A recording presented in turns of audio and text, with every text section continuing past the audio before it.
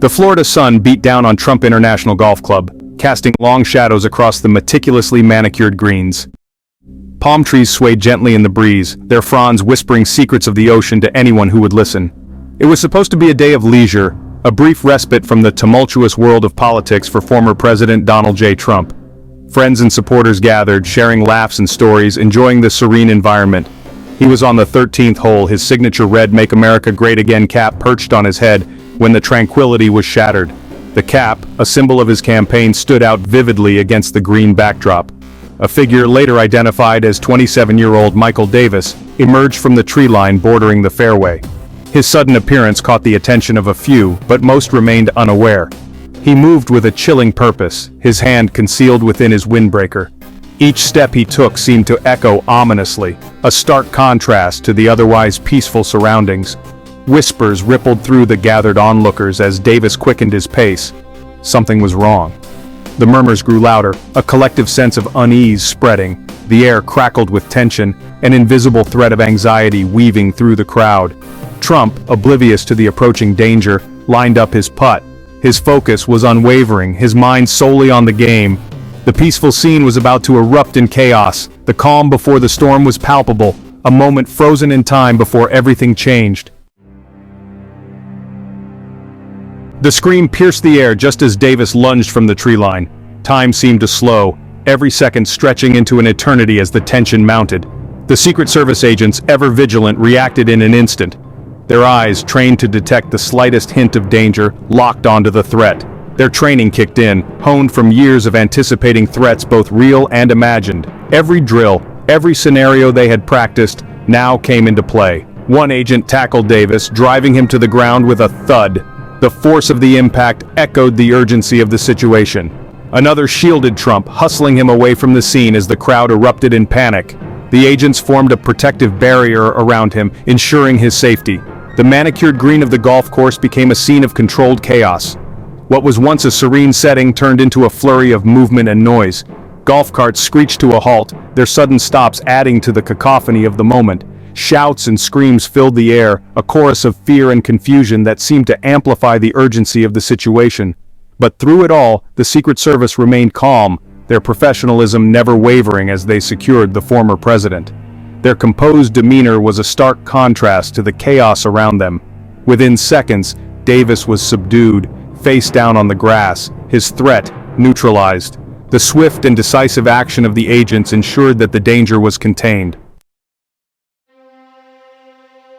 News of the attempted attack spread like wildfire, igniting a wave of panic and uncertainty across the country. Cable news channels cut to breaking news coverage, their graphics flashing urgently as anchors scrambled to provide the latest updates. Social media exploded with speculation and fear, hashtags trending within minutes as people shared their shock and disbelief. The nation, still reeling from the events of July, found itself once again on edge, the tension palpable in the air. How could this happen again? Was no one safe? These questions echoed in living rooms and public spaces alike. Later that evening, a defiant Trump addressed the nation from behind the familiar podium in the East Room of the White House, the weight of the moment clear in his demeanor. His face, normally tanned and relaxed, was drawn and pale, reflecting the gravity of the situation. But his voice, when he spoke, was firm, carrying a tone of unwavering resolve.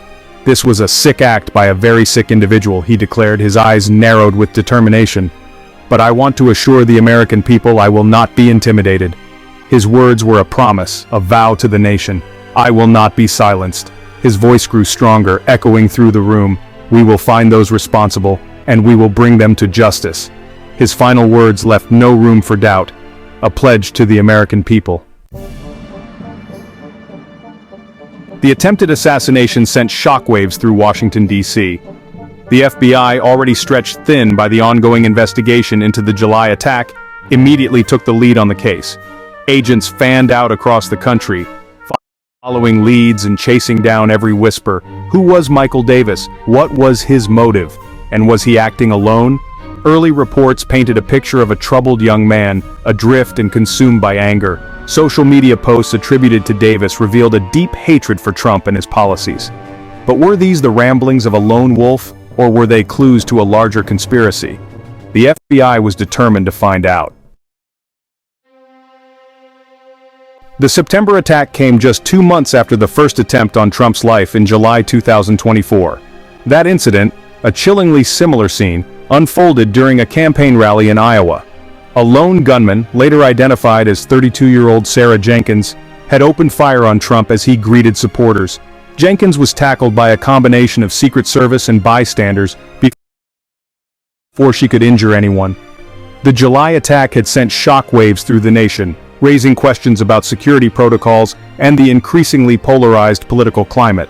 It had also cast a pall over the 2024 presidential election, a stark reminder of the dangers faced by those in the public eye.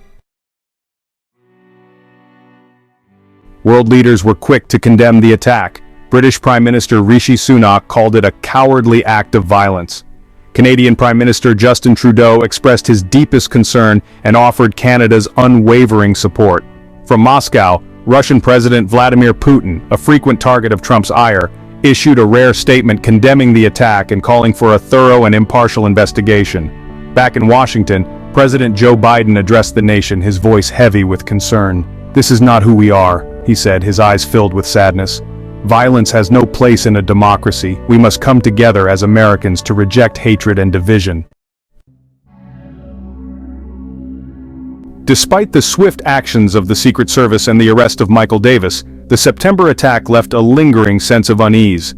The fact that 2 attempts had been made on Trump's life in as many months raised troubling questions.